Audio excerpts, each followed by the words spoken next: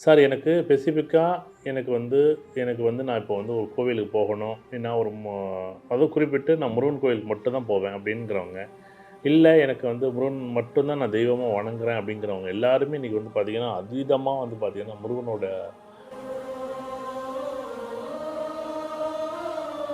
உங்களுக்கு கேது தசை, இல்லன்னா சுக்கிர தசை, இல்லன்னா சூரிய தசை ஆரம்பமாகிறதுக்குன்னா, நீங்க வந்து பழனி முருகன வந்து கெட்டியமா பிடிச்சுங்க.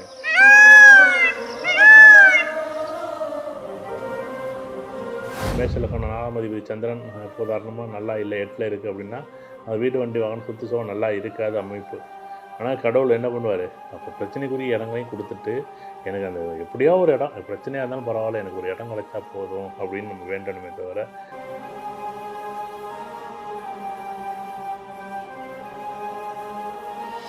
அட்சயராசி மேஷமோ, இல்ல சிம்மமோ, இல்ல தனுசு போனுச்சுன்னா, அவங்க வந்து பழனி மலைக்கு ஒரு தடவ போயிட்டு வாங்க. சார் எனக்கு வந்து இப்போ சூரிய தசை நடக்குது, இல்லன்னா சந்திர தசை நடக்குது, இல்ல செவ்வாய் தசை நடக்குது.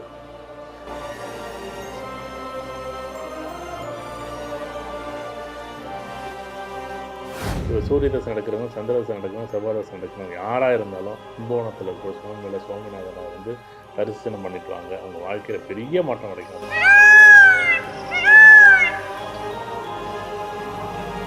எனக்கு மிதுன ராசி, அட்சய ராசி 7க்கு மிதுனமா போகுது.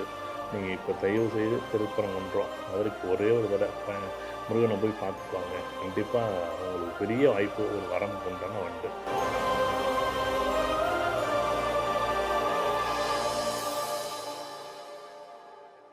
ஜோதிடத்தின் பரிணாம வளர்ச்சி ஏஎல்பி ஜோதிடம். இதை படிங்க, உங்க வாழ்க்கை உங்க கையில. அனைவருக்கும் வணக்கம். இந்த நாள் இனிய நாள், வாழ்வில் எல்லாரும் எல்லா வளம் பெற வேண்டும். அட்சய இலக்கண பத்ததி ஜோதிடத்தில வந்து சார் இந்த மேஷத்திலேருந்து மீன ராசி வரைக்கும் 12 ராசிகள். இந்த பொதுவா ஜென்ம ராசிகள் அப்படி இருக்கு. நம்ம அட்சய ராசிகள தான் நம்ம மேச ராசி, ரிஷப ராசின்னு எடுத்துக்கிறோம். சார் எனக்கு ஸ்பெசிஃபிக்கா எனக்கு வந்து நான் இப்போ வந்து ஒரு கோவிலுக்கு போகணும். நான் ஒரு அதுவும் குறிப்பிட்டு நான் முருகன் கோயிலுக்கு மட்டும் தான் போவேன் அப்படிங்கிறவங்க, இல்ல எனக்கு வந்து முருகன் மட்டும் தான் நான் தெய்வமா வணங்குறேன் அப்படிங்கிறவங்க எல்லாருமே இன்னைக்கு வந்து பார்த்தீங்கன்னா, அதீதமா வந்து பார்த்தீங்கன்னா, முருகனோட ஒரு பக்தி பரவச நிலைங்கிறது மக்கள்ட்ட அவ்வளோ ஒரு சந்தோஷமா இருக்கு. அது வந்து ஆச்சரியமா இருக்கு. அ ஏன் அப்படின்னா, ஒரு சில விஷயங்கள் வந்து பார்த்தீங்கன்னா அப்படின்னா, ம் அதே ஒரு 20 வருஷத்துக்கு 21 வருஷத்துக்கு முன்னாடி என்னுடைய நண்பர் ஒருத்தர் கூட கேட்டாரு. நான் ஃபர்ஸ்ட்டு நான் மாலை போட்டு ஆரம்பிக்கும்போது, முருகனுக்கு மாலை போடும்போது எல்லாருமே அ ஏன்னா அந்த வயதில மாலை போடும்போது ஆச்சரியம் பார்க்கும்போது என்ன பார்க்குறாங்க அப்படின்னா, "பழனிக்கு மாலை போடுறா நீ வந்து அ அதாவது ஒண்ணுமே இல்லாம போயிட போறா" அப்படின்னு ஒருத்தர் பேசும்போது எனக்கு ஆச்சரியமா இருந்துச்சு. நான் தான் சொன்னேன், "குடுத்தாலும் கெடுத்தாலும் முருகன் தான்" அப்படின்னு நான் சொல்லும்போது, இன்னைக்கு அவர் பார்த்துட்டு, அவர் இன்னைக்கு என்ட்ட பேசுறதுக்கு கூட சங்கடப்பட்டுட்டு நிக்கிறாரு. அவரு அவருக்கு அது நல்லாவே தெரிஞ்சிருக்கு. எனக்கு வந்து எல்லாமே நீ தான், எல்லாமே கடவுள் தான்.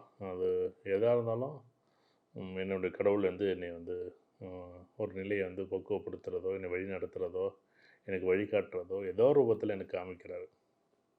இந்த இப்போ உதாரணமா நாங்க என்ன பண்ணுவோம், உதாரணமா இந்தந்த திசை நடக்கக்கூடியவங்க இந்தந்த கோயிலுக்கு போங்க அப்படின்னு பொதுவாவே நாங்க வந்து ஒரு நிகழ்வு வச்சிருக்கிறோம். பொதுவாவே வந்து கேது தசையோ, இல்ல சுக்கிர தசையோ, ஏன்னா உங்களுக்கு ராசி அட்சய ராசின்னு சொன்னா உங்களுக்கு எதிர்பார்த்த மாரி எப்படி இருக்கும்னு தெரியாது. அத விட்டு உங்களுக்கு வந்து புரியணும் அப்படின்னு வந்தா, உங்களுக்கு கேது தசை, இல்லன்னா சுக்கிர தசை, இல்லன்னா சூரிய தசை ஆரம்பமா இருந்துச்சுன்னா, நீங்க வந்து பழனி முருகன வந்து கெட்டியமா பிடிச்சுங்க. பழனி முருகன்ட்ட நீங்க முதலா நீங்க வேண்டுதல், பிரார்த்தனைகள், உங்களுடைய ஆசைகள் நிறைவேறணும்னு நான் நினைக்கிறேன். ஆனா வந்து இந்த ஜாதகத்தில என்ன இந்த ஜாதகத்தில உங்க கர்மா, உங்க விதி, உங்க தலையெழுத்து இதெல்லாம் அனுபவிக்கணும்னு தான் நம்ம எல்லாருமே பொறந்திருக்கோம். இந்த சட்ட திட்டங்கள போட்டதே கடவுள் தான். இந்த சட்ட திட்டங்கள வாங்கிட்டு தான் நம்ம வந்திருக்கிறோம். இத நம்ம அனுபவிக்கணும்னு தான் வந்திருக்கோம். இந்த சட்ட திட்டங்கள நீ இந்த நல்லது செஞ்சிருக்கா, இல்ல நல்லது செய்யல, நீ கெட்டது செஞ்சிருக்கா, நீ இப்படி செஞ்சிருக்கா, நீ இத அனுபவிக்கணும் அப்படின்னு வந்திருக்கோம். இத வந்து கடவுள் வந்து நம்ம அத உணர்ந்துட்டோம். அந்த தவற உணர்ந்துட்டோம். அதுக்காக என்ன பண்றது, மறுபடியும் எனக்கு ஒரு வாய்ப்பு குடு அப்படின்னு தான் நம்ம கேட்கணும். இப்போ வந்து ஒரு ஒருத்தருக்கு இடமே அமையல, ஒரு சொத்தே அமையல அப்படின்னா, இப்போ ஒருத்தருடைய சொத்த யாரோ ஒருத்தருடைய சொத்த யார் அப்படிதான் ஒரு பங்காளியோட சொத்தையோ, இல்ல உறவினர் சொத்தையோ, இல்ல வேண்டாத ஒரு சொத்த வந்து தவறுதலா என்ன பண்ணியிருப்பாங்க, தெரிஞ்சோ தெரியாமலோ அத எழுதி வாங்கியிருப்பாங்க. அது இந்த ஜனனத்தில அவருக்கு சொத்து அமையக்கூடிய வாய்ப்பு இருக்குமானா, இருக்கவே இருக்காது. அப்படி ஒரு அமைப்பு இருக்கு அப்படின்னா, கடவுள்ட்ட போயிட்டு, ம் நான் யார் சொத்தையும் அபகரிச்சேனா, இல்ல யார் சொத்தையும் வேண்டுனா எடுத்துக்கிட்டேனா, இல்ல யார் சொத்தையும் நான் தவறா பயன்படுத்தினேனான்னு எனக்கு தெரியல.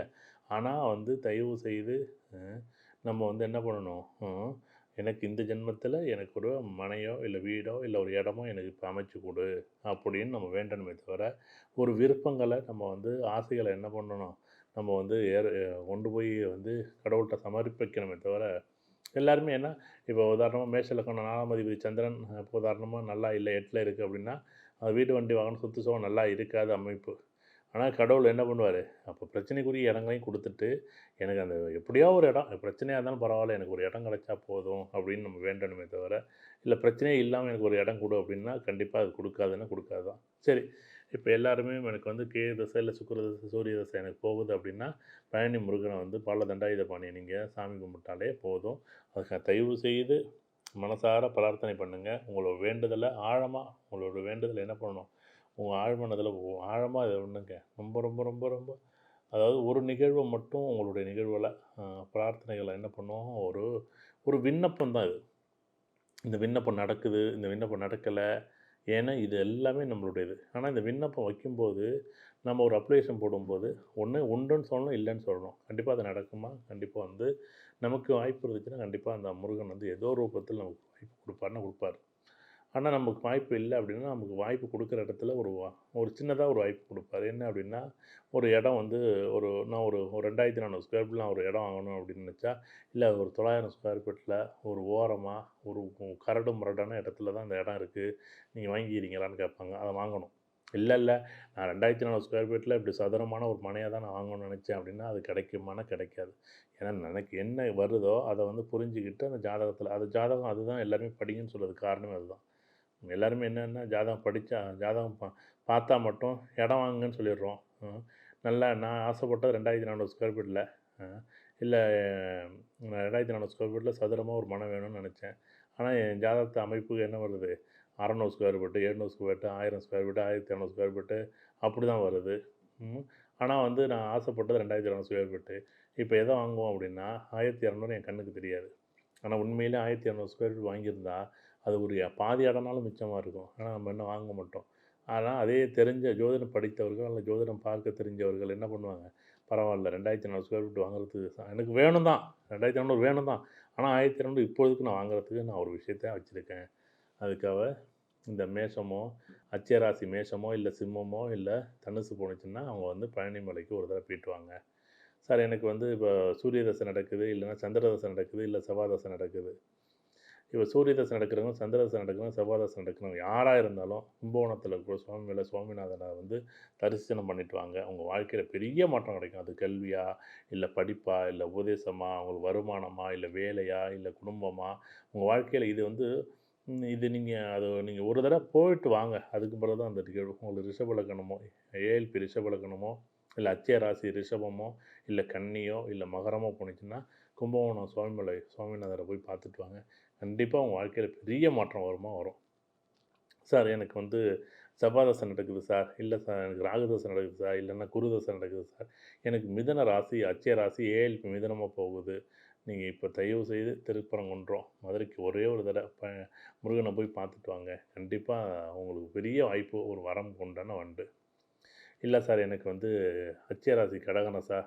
ஒண்ணும் இல்ல. எனக்கு வந்து குரு தசை நடக்குது கடைசி பகுதியா, இல்ல வந்து சனி தசை நடக்குது, இல்ல புதன் தசை நடக்குது அப்படின்னு யாராச்சும் சொன்னாங்கன்னா, இவங்களுக்கு யாராச்சும் உங்களுக்கு யாருக்கெல்லாம் சனி தசை நடக்குதோ, யாருக்கெல்லாம் உங்களுக்கு வந்து அ புதன் தசை நடக்குதோ, இல்ல குரு தசை கடைசி பகுதியா இருக்கோ, உங்களுக்கு எல்லாமே கடக ராசி, அட்சய ராசியா இருக்கணும். ஏஎல்பி கடகமோ, இல்ல ஏஎல்பி விருச்சகமோ, ஏஎல்பி மீனமோ போணுச்சுன்னா, திருச்செந்தூர் முருகன் கண்டிப்பா நீங்க வந்து சுப்பிரமணிய சுவாமி நீங்க போய் சாமி கும்பிட்டு வாங்க.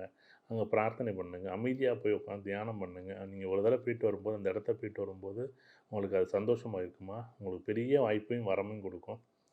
இப்ப எனக்கு போணுச்சு. எனக்கு வந்து இது படிச்சா இந்த அட்சய ராசி என்னன்னு புரியும். இன்னைக்கு நடத்தக்கூடிய நடத்தக்கூடிய நட்சத்திரங்கள தான் அட்சய ராசின்னு நம்ம சொல்றோம். இப்ப உங்களுக்கு கடக ராசியோ, அட்சய ராசி, இல்ல விருச்சிக ராசியோ, இல்ல மீன ராசியோ போனீங்கன்னா திருச்செந்தூர் போங்க. இன்னும் 2 ராசிக்கு நம்ம ராசிக்கு துலா ராசிக்கும் அடுத்தது கும்ப ராசிக்கும் நம்ம சொல்லல. இப்ப நம்ம துலா ராசி, நீங்க பழமுதிர் சோலை ஒரு தடவ போயிட்டு வாங்க அப்படின்னு நம்ம சொல்லுவோம். கும்பராசி திருத்தணி போயிட்டு வாங்க. உங்களுக்கு வந்து உதாரணமா உங்களுக்கு ராகுதசை நடந்தாலோ இல்லை செவ்வாதசை நடந்தாலோ ராகுதசை நடந்தாலோ குருதசை நடந்தாலும் நீங்கள் எதில் இருக்கணும், கும்பத்தில் இருக்கக்கூடிய ராகுதசை நடத்துனுச்சுன்னா, கும்பத்தில் இருந்து உங்களுக்கு குருதசை நடத்துச்சுன்னா, கும்பத்தில் இருந்து ராகுதசை நடத்தினாலோ செவ்வாதசை நடத்தினாலும் திருத்தணி போயிட்டு வாங்க. அதே துலாமில் இருந்து உங்களுக்கு செவ்வாதசையோ ராகுதசையோ உங்களுக்கு ராசி நடந்துச்சுன்னா, அச்சய ராசி நடந்துச்சுன்னா, எங்கே குருதசை நடந்தாலும் நீங்கள் வந்து பழமுதிர் சோலை, மதுரைக்கு பக்கத்துடைய பழமுதிர் சோலை நீங்கள் போயிட்டு வாங்க. உங்கள் வாழ்க்கையில் பெரிய மாற்றம் வரும். இது எல்லாமே நீங்கள் ஒரு தடவை நீங்கள் போயிட்டு வாங்க. நீங்கள் ஏன்னா உங்களுடைய ஜென்ம ராசியை ஜென்ம லக்கணத்தை இதில் எடுத்துட வேண்டாம். இன்றைக்கி இருக்கக்கூடிய அச்சய ராசி அச்சய நட்சத்திரத்துக்கு நீங்கள் போயிட்டு வாங்க. உங்கள் வாழ்க்கையில் பெரிய மாற்றமாக வரும். சார் இப்போ தான் உடனே போகணுமா? அப்படி கிடையாது. நீங்கள் அந்த பக்கம் போகும்போது கண்டிப்பாக அதை அந்த கோவிலில் போய் தரிசனம் பண்ணுங்கள். உங்கள் வாழ்க்கையில் பெரிய மாற்றம் வரும். முருகனுடைய ஆசீர்வாதமும் அருளும் உங்களுக்கு எப்போதும் கிடைக்கும். 12 ராசிகளும் கிடைக்கும்னு நான் வேண்டிக்கிறேன். ரொம்ப சந்தோஷம். நன்றி, வணக்கம். ஜோதிடத்தின் பரிணாம வளர்ச்சி ஏஎல்பி ஜோதிடம். இதை படிங்க, உங்க வாழ்க்கை உங்க கையில. சித்தர் பூமி